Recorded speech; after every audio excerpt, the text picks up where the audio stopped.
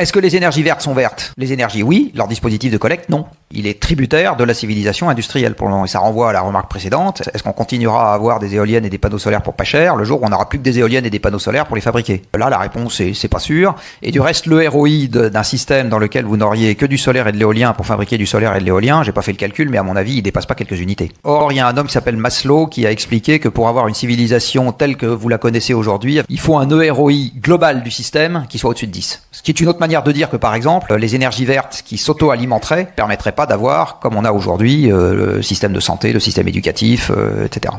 EROI, Energy Return on Invested Energy. Au début de l'exploitation du pétrole, on allait mettre un baril de pétrole, on allait en récupérer 99. Donc on avait 1%. Puis, au fur et à mesure que le pétrole est devenu plus difficile à aller chercher, donc ça a diminué. Et sur les pétroles, notamment les sables bitumineux au Canada, on est sous les 1 pour 10, on est même à mon avis sous les 1 pour 5. Et le chiffre qui est cité pour que notre société telle qu'elle est aujourd'hui continue à fonctionner, c'est 1 pour 10. Quand on commence à passer sous la barre de un baril investi, 10 barils récupérés, on ne peut plus entretenir notre système macro-industriel, etc. Et puis le jour où effectivement on met un baril pour récupérer un baril, a priori on fera autre chose. Dans la loi de transition énergétique, jamais il ne parle du pic de pétrole. Jamais, c'est jamais évoqué. Jamais il ne parle de ce qu'on appelle le temps de retour énergétique. Je ne parle pas du temps de retour financier, de ce que c'est que le temps de retour d'une filière énergétique.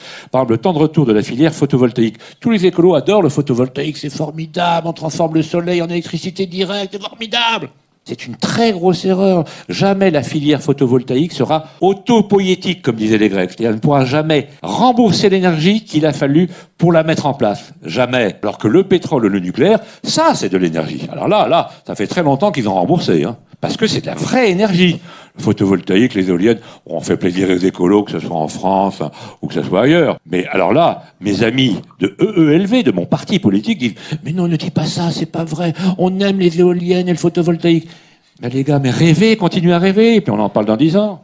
La totalité de l'économie mondiale est dépendante de la marine marchande. La capacité de la marine marchande aujourd'hui, elle est 100 fois supérieure à celle de la marine à voile de 1850 en tonnage. Il est donc strictement impossible de faire revenir le porte-conteneur de 20 000 conteneurs ou le minéralier capsize à la voile. La seule option de décarbonation de la marine marchande, ça serait des réacteurs nucléaires. Mais je ne crois pas une seconde que, en quelques décennies, on va nucléariser 20 à 30 000 bateaux et construire dans les ports les infrastructures de maintenance pour des réacteurs nucléaires qui n'ont pas grand-chose à voir avec les infrastructures de maintenance pour des moteurs diesel. Donc je pense pas que ça va arriver. Dans un monde sans pétrole, vous perdez donc une large partie de la marine marchande. Comment vous faites pour fabriquer des éoliennes dans lesquelles vous avez 50 métaux différents? Comment vous faites pour fabriquer des réacteurs nucléaires dans lesquels vous avez 50 métaux différents, etc.